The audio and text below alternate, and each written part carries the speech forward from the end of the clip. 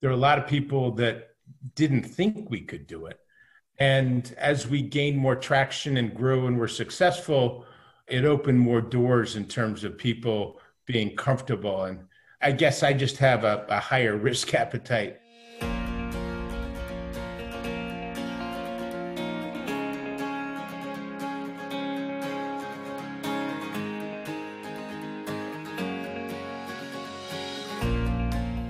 Hello and welcome. Matthew Grant here, partner at InsTech London and your host. I am delighted to be joining you for the next 30 minutes, whatever you are up to, wherever you are. Now, we may be broadcasting from London, but despite what is going on elsewhere in the world, or in fact isn't going on, our podcasts do travel freely around the globe, unconstrained by tariffs or trade agreements, and over half our listeners are from outside of the UK. And if you are one of our regular listeners, you'll know that my guests range from technology founders, leaders from the major insurance companies, investors, and influencers. Well, whether you are regular or this is the first time for you, I have a treat for you. This week, I am talking to someone who has achieved success in every one of these areas. Now, Rod Fox is CEO and co-founder of TigerRisk, which is on track to becoming one of the top 3 global reinsurance and specialty brokers. I've known Rod and his colleagues at TigerRisk for many years, and it's been fascinating how they entered a highly competitive market and have established a leadership role in just over a decade. Innovation, technology, and outstanding customer service are at the heart of what the business does, and culture is very important to Rod. We're going to be talking about what took Rod into insurance and what he could have done, why and how he founded the company, and how and why the company set up a successful division building and licensing analytical tools with, by the way, some very happy clients. Rod talks about the future role of the broker and innovation in insurance more generally, and as we bring this year to a close, he shares his vision for the future after what has been an extraordinary 12 months. Now, I know you're going to enjoy this, and whatever your role and wherever in the world you are, you're going to find something useful to learn here. And if this is the first time you've joined us, there are many more great guests in our back catalogue, just a thing to keep you informed and engaged in these dark winter nights.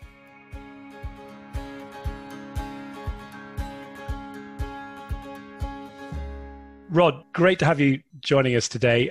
You've had a really interesting history in insurance, a lot to learn, both from an insurance perspective, but also for people looking at building successful companies. You started your career back in '85 at E.W. Blanche, then on to Benfield.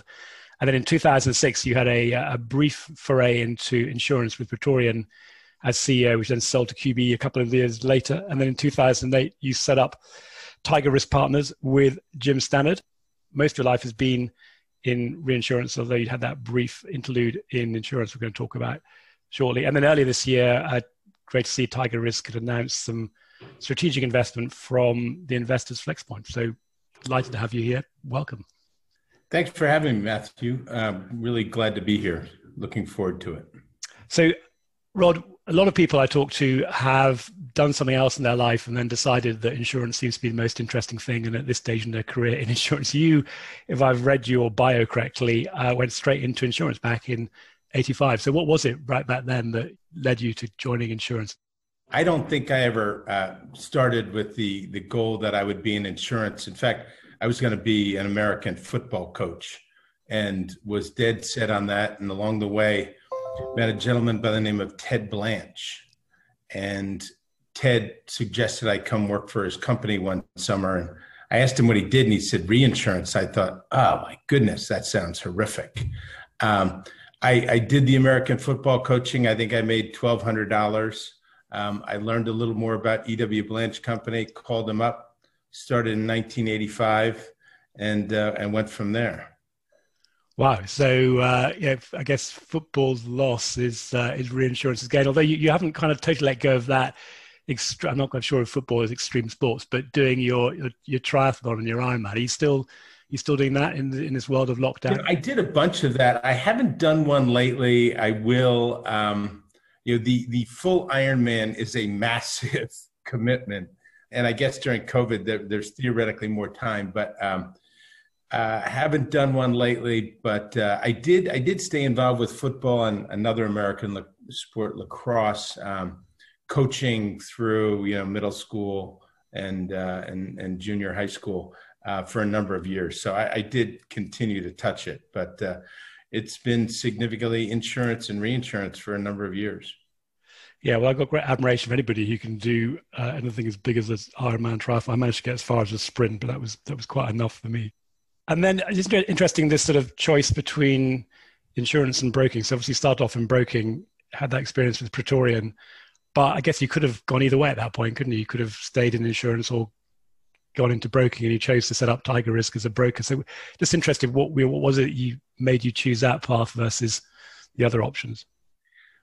I really love the broking business. I think it's fascinating. I think the variety of it, the different client situations, the volatility of the market from time to time, it's really captivating.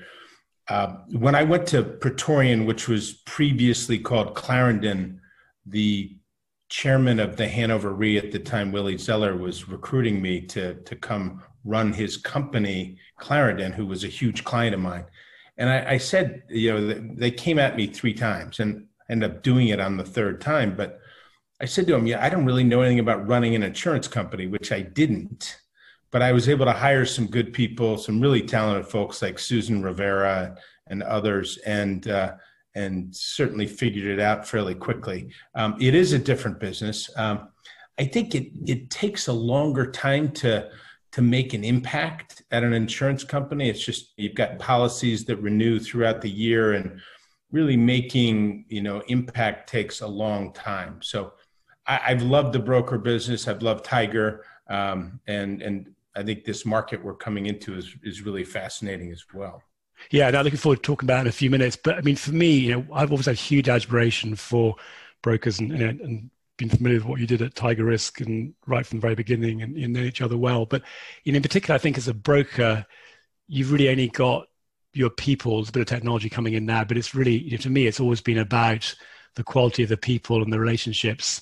Whereas selling a product or a service, you can fall back on that. But if you haven't got the right people in the broker world, it's kind of very hard to, you're not going to survive, are you? No. And you nailed it. And I think, I see people, talk about all these services from the brokers, but it is all about the creativity and the energy and talent of your people. And we talk about that almost every day, but that is the secret sauce. And the other services and technology, et cetera, are all important, but it's fundamentally the people and what they're doing on a daily basis. And for those not familiar with TigerRisk, I mean, you've continued to evolve as would be expected for any company that's growing, but can you just say a few words to help people to understand what you're doing as a business and what areas you're involved with? Sure. So you mentioned Praetorian earlier. We had agreed the sale to QBE. I think it was in 2007. And I was having lunch, just a casual lunch with an old friend of mine, Jim Stannard, who'd left Renaissance Re. I was going to be out of Praetorian. And we're just talking about the business. And we both agreed there was a spot in the market for a really high-end reinsurance broker. Bringing different forms of capital to risk and bringing a significant amount of talent, human firepower to bear. And Tiger was born at that lunch. And, couple lessons learned over 30 years in the business, we applied to it. And we wanted to work with larger, more sophisticated clients, work on big, complicated transactions. We were able to attract some really good talent initially and have grown that. Our initial foray was significantly in the cat business. And since then, we've really expanded. And we were primarily North America, but expanded into London, Bermuda, Hong Kong, expanded throughout North America. And the product set has grown from really the cat, business to a world-class capability in legacy transactions and capital market transactions, as well as specialty casualty reinsurance. So we were fortunate also, and we sort of saw this coming, but without perfect clarity. We thought there would be consolidation, and there has been. Companies like RK Carville left the playing field. Collins, which was a North American broker, left. JLT was swallowed up. Willis is about to be swallowed up. So we thought that we could play into that with really high-end talent delivering sophisticated solutions, and it's worked. No, it's great. I mean, there's a lot in there I wanted to sort of unpick, actually, because there's some really interesting and I think important areas that a broker offers that people aren't always familiar. So you mentioned at the beginning there that one of the areas you saw opportunities on was finding different capital for your clients. Can you just talk about what that means in practice? I mean, you touched on the capital markets team you've got as well, so I know that's part of it. But again, for people who aren't really familiar with how a reinsurance broker operates, or some of the sophistication that a reinsurance broker operates, can you just explain what the different capital choices are you can offer to your clients? There's what I would call rated balance sheets, which would be your traditional reinsurance/insurance company or Lloyd's. And then there were a variety of different, I would call them alternative capital offerings that were really just starting. They're sort of nascent back in 2008, but you had insurance-linked security managers being formed, and that would be a company like an ELIS. You had pension funds looking to invest either directly into insurance risk or through a manager. You had actual securities like cat bonds and other forms of specific securities. So the whole capital solution bandwidth was widening from just a traditional insurance or reinsurance carrier. And we felt and still do that the risk will try to find the most efficient capital. And at the end of the day, it only took me 25 years to really figure it out, but reinsurance is just another form of capital. And so we wanted to be able to bring the whole suite of options, and we do that today. Yeah, that's a great phrase, that risk will find the most efficient form of capital. And then there's a term you used when you were talking about what you do, which I think I understand, but I want to make sure I've got this correct. So when you talk about legacy transactions as one of the roles that you play or where you help your clients, is that taking books of business that have been run off and you still need to find reinsurance coverage for them, but are no longer sort of active businesses? Exactly. So, significantly in the casualty business with Longtail, I think the most, common example is asbestos and environmental insurance, particularly in the US, but also in Europe and the UK, where companies have a block of policies. They're no longer writing, but they have long tail liabilities, and easier to have a professional manager run those off. And I think it's grown significantly during our involvement, and I think it will continue to grow.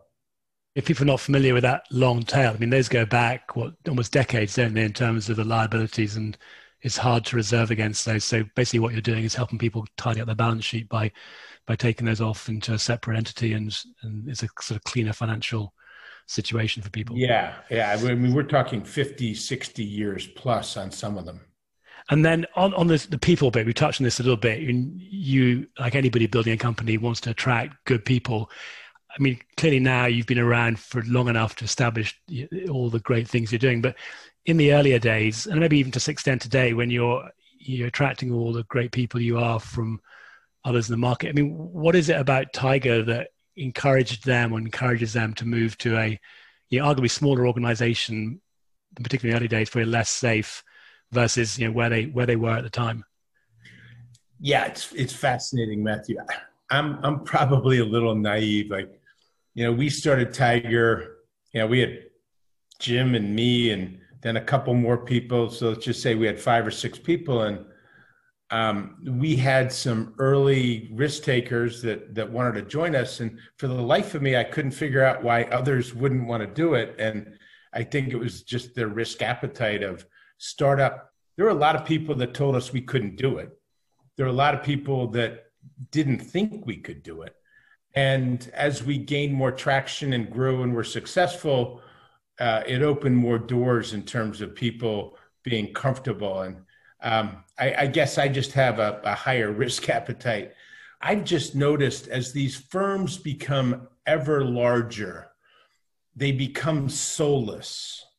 And maybe not completely, but you're just sort of an automaton working in a big machine. And we spend a lot of time talking about culture. We talk about high performance, and we talk about being great at life. We don't want you just to be a reinsurance or insurance wonk. We want you to be great at life. And I think Tiger has a real soul, and I think people gravitate to that over time.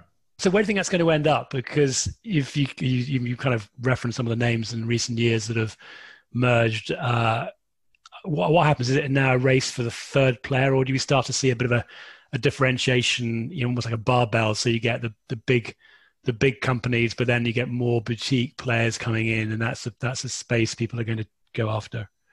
Yeah, I'm biased. I do think Willis ends up, and including Willis Re is part of Aeon, and today we're the third largest intermediary. We'll continue to grow. I think there's room for others, no question. This is not a 3-person game, and I think there'll be startups and people will merge over time. I think it'll be fascinating to see where it goes. We're going to have 2 gorillas.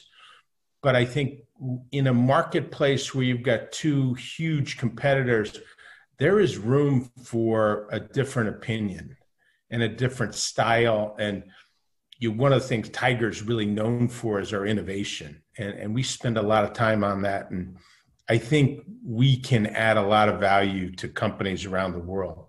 And for those not familiar with the detailed mechanics of how the reinsurance broking world works, I think it's true to say that a lot of the larger insurers will work with multiple reinsurance brokers on different lines. So it's not like it's an all or nothing and they go with one of the big ones. There's no room left for you, and you're working on accounts where there's other brokers involved. Is that correct? Yeah, absolutely. And you'll have a large insurance company. Maybe they have 2, 3, 4, 5 different parties working on. Somebody's working on the cyber. Somebody's working on the natural catastrophe, somebody's working on the motor business, and they solicit ideas from multiple parties and then decide who they want to execute. Well, I'll come back to Rod in a moment. But in the meantime, did you know that 18% of adults in the UK now listen to podcasts on a regular basis? And in the US, people are listening to an average of 6 different podcasts each week. And I just found out there are over 50 regular podcasts on insurance. And although 1/3 of people find their podcast by doing research, the remaining 2/3 are found by recommendations and word of mouth. So what this means is if you are listening and liking what you're hearing, please do spread the word. And with InsTech London, despite the challenges of the last year, we are also delighted that we've been able to continue to build the business, supporting many of the greatest companies in insurance and technology, you're hearing from one just now, in sharing their stories, meeting their partners and clients, or just getting our advice on a regular basis. So if you'd like to learn more about becoming a member or sponsor of InsTech London, you can find out what we're doing on www.instech.london or contact me, Matthew Grant, on LinkedIn or hello@instech.london. Now, back to Rod.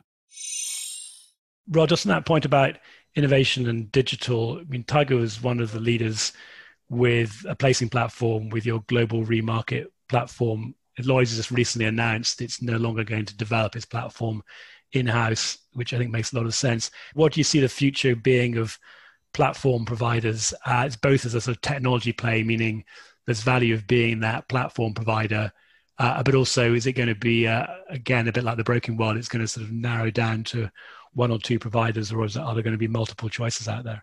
I think you and I share some frustration with quote unquote technology in the insurance industry, particularly in this space, which you described as the placement platform. So effectively the transaction, the risk being placed in the market. There is no reason we should be operating in a circa 20th century model, with emails and things like that. And this has been sort of a 20-year crusade for me. And I'm personally frustrated that we as an industry haven't moved faster. And your point about our technology, the global remarket, we finally just said, forget it. We're just going to build it ourselves. We're not going to wait for somebody else. We did partner with Willis and with their merger with Aeon, that's not going to work. But I think to your question, you'll end up with a handful of broker systems, which doesn't make sense in my mind. There should be a multi-dealer platform, but the ability of different parties to work together has been always challenging. It will happen, but I think you're going to end up with this sort of, area of multiple broker systems finally winnowing down to one or two or maybe three. If you look at the history of any technology, I mean, the automobile industry or the railways, and they start off with lots and lots of players. Ultimately, commercial interests hopefully will weed out the ones that don't work, and the ones that do work will end up in a sort of happy competition. So yeah, I'm sort of optimistic that we'll end up with some niche ones for sort of marginal business, and then maybe a couple. Because you get out to only one, then I think that's got its own problems. Completely agree.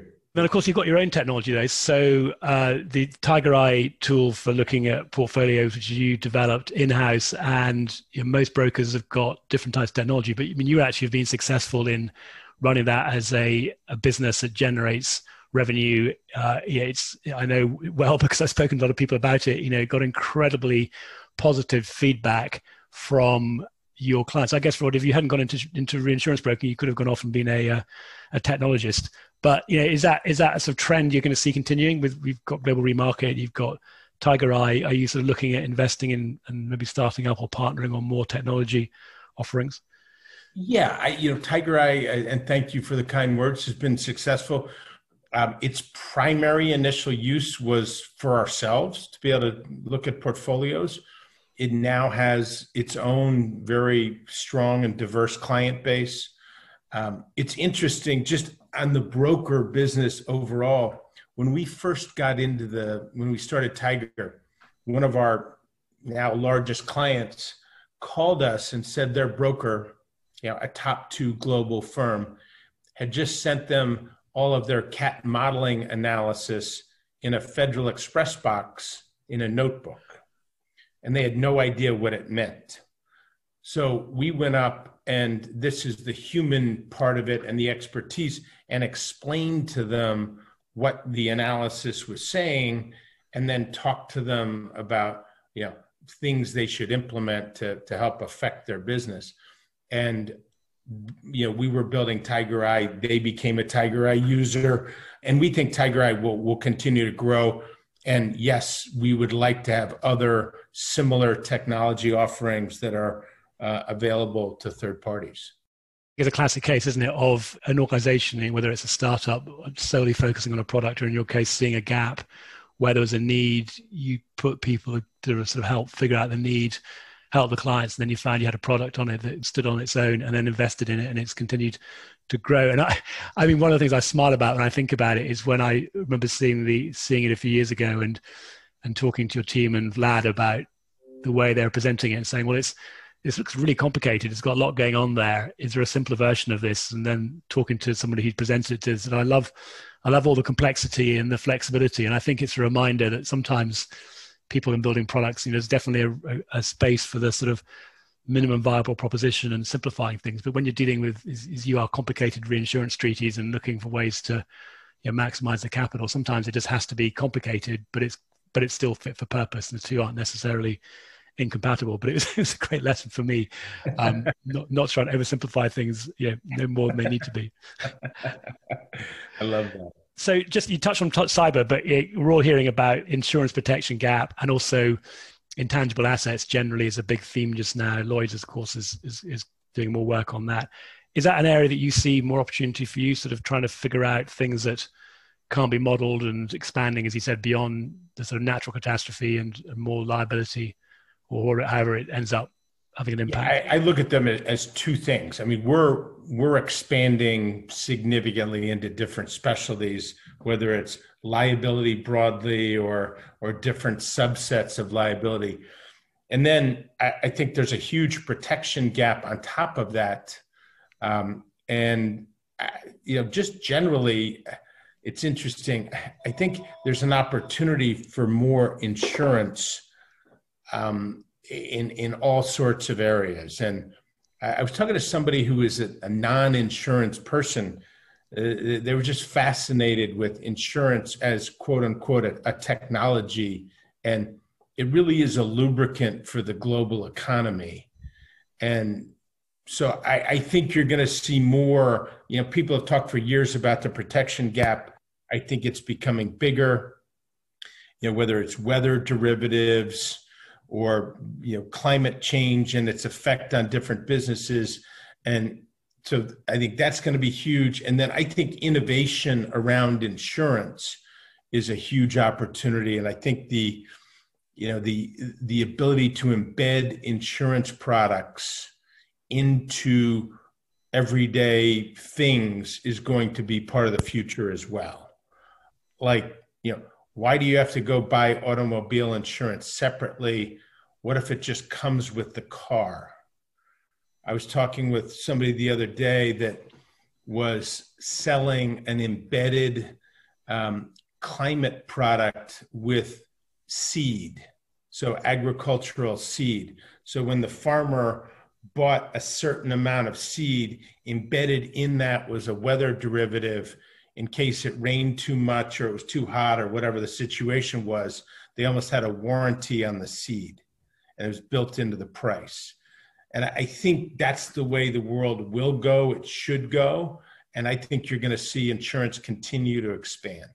Yeah, that last example, I mean, maybe a different one you're referring to, a more recent one, but certainly that's what they were doing in Kenya about 10 years ago. And what was, from an innovation point of view, what's really intriguing about that is because it was cents that were available for the insurance premium, that they had to find a way to sell it and actually to pay the claims that was very, very cheap. So it was done, they said, through the seeds. They used the telephone network M-Pesa to pay people for claims, and it actually was backed up by government. So I think that's definitely that embedded insurance. I think there's lots of examples out there. But I mean, in terms of some of what is still moving quite slowly, and if you look at it from the perspective of what you have access to, so you've got great people, you've got great relationships, you've got both capital to build technology, you have access to capital to deploy as capacity.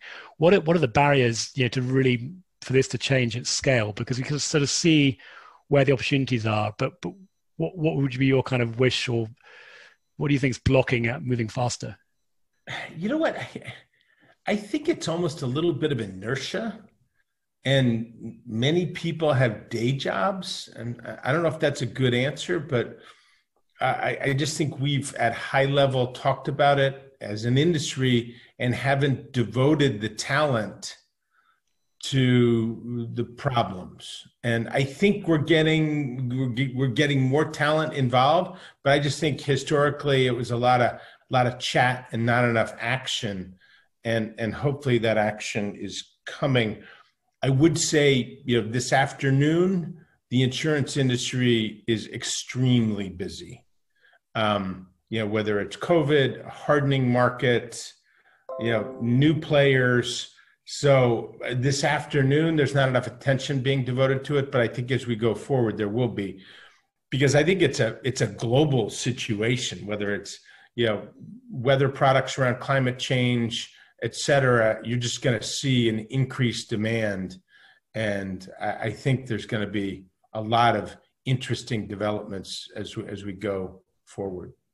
Good. Well, you may, interested to hear that we've got a number of your people signing up for tomorrow. I'm doing an event with Google, and we're talking exactly to Google about how do big companies innovate. I mean, everyone knows that Google have got this 20% sort of innovation time, but the question is, how do you actually bake that into your day in reality? So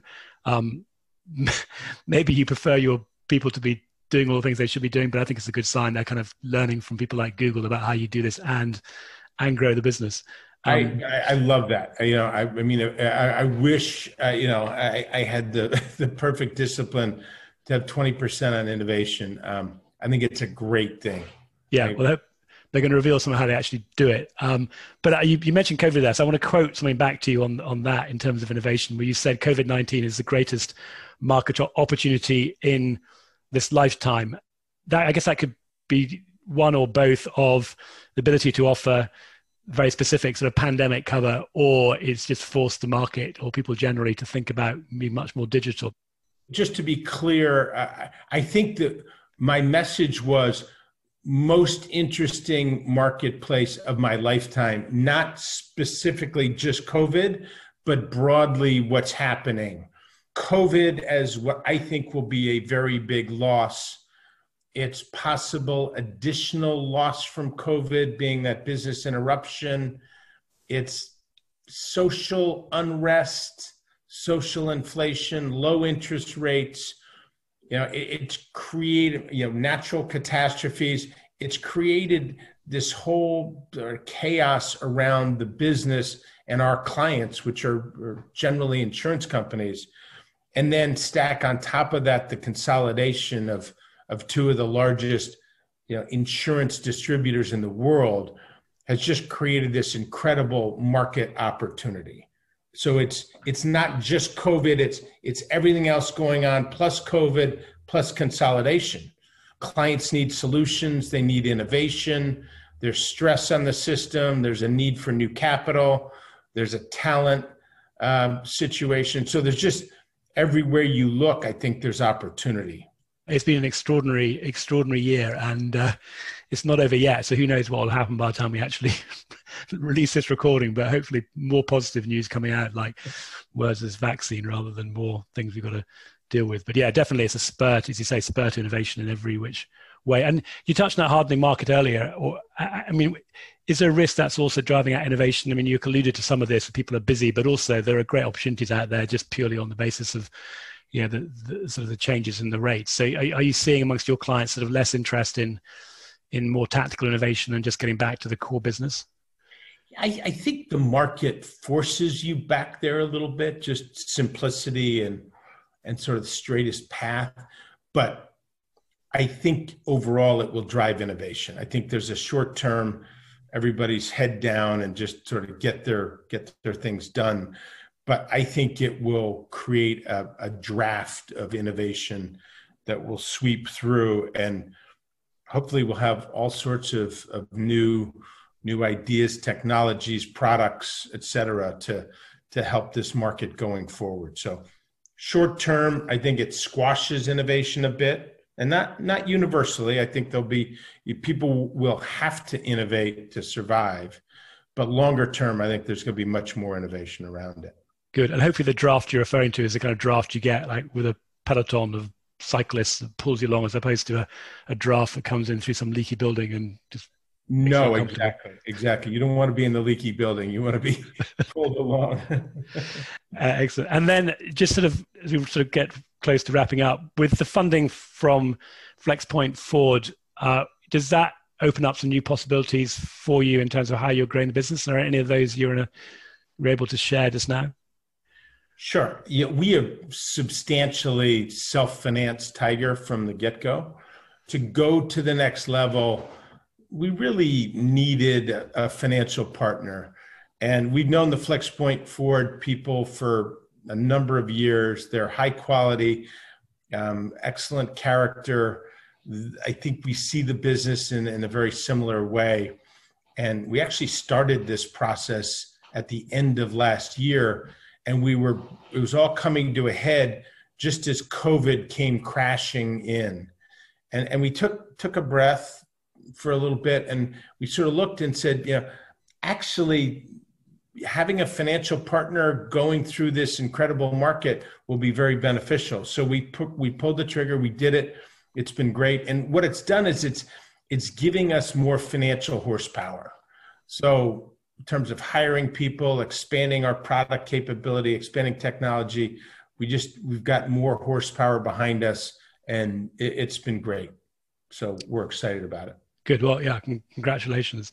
And then Roger, a couple more ones. Just one thing that's always fascinating to me is someone in your position, you've got a full-time role almost just dealing with your clients, but you're also running the business. And on top of that, you've got to keep on top of what's going on in the world. So any sort of tips or suggestions for people as how to just absorb information as well as doing their day job? Yeah, it's a great question. I don't have any, great secret like life hack on it. I just try to absorb as much as I can from everybody I can. And I sent a note to our team last night, our senior team. I was on a call. I'm involved with the Navy SEAL Foundation here in the U.S. And we had a call last night, and they just did a hostage raid, and they were able to rescue an American who'd been taken hostage in Niger. And the overall leader of the mission's name is Bam Bam Smith. And he talked about the keys to success in this mission. And he could have been talking about Google or Tiger or Goldman Sachs or something else. It was highly trained operator, extreme discipline. They practiced the mission a bunch of times. There was a narrow window. There was zero acceptance of failure, et cetera, et cetera. So moral of the story, I'm just always learning from everybody. And, I try to stay out of the bubble of, we're in the insurance business. I'm learning every second. I'm learning about the business. I'm learning about other people's businesses, whether it's technology or something else. So that to me is part of it, is just don't get caught up in yourself. So lots of room to grow personally and professionally every day. Yeah, that's a great story. And I think that's happened very recently. I think they only took 18 minutes to get in and rescue the hostages. Probably also, that's a good learning for anybody that thinks every meeting needs to be an hour long. If you can fulfill that mission in 18 minutes, I'm sure there's lots of other things you can do in less time. Yeah. Oh, great. Well, Rod, anything finally we haven't talked about that it's worth mentioning? I really appreciate the time, and I always love the fact that you're pushing on the technology side, and I look forward to the learnings from your Google event. Well, it won't be quite as dramatic as your recent discussion, I hope, anyway, but there'll certainly be some good insights in there. And we've actually got somebody on that who is an ex-broker now working for Google, actually not selling insurance, but actually buying insurance for Google. So very interested to get the perspective from the customer side, as well as previously being a broker. But there definitely should be a great event. Well, Rod, that's great. Thank you very much for spending some time. Really appreciate you taking some time out of your day, and really enjoyed our conversation. Yeah, thanks, Matthew. Have a great day. Well, that brings another great discussion to a close, and Rod is the last of our guests for the year. But it's not the last podcast. Look out next week for another partners chat when Robin and I reflect on the last few months, bring you the highlights from our recent predictions event, and let you know what is keeping us engaged. In the meantime, I hope you'll be taking at least a few days off, having some time with your family, eating well, and catching up on some sleep.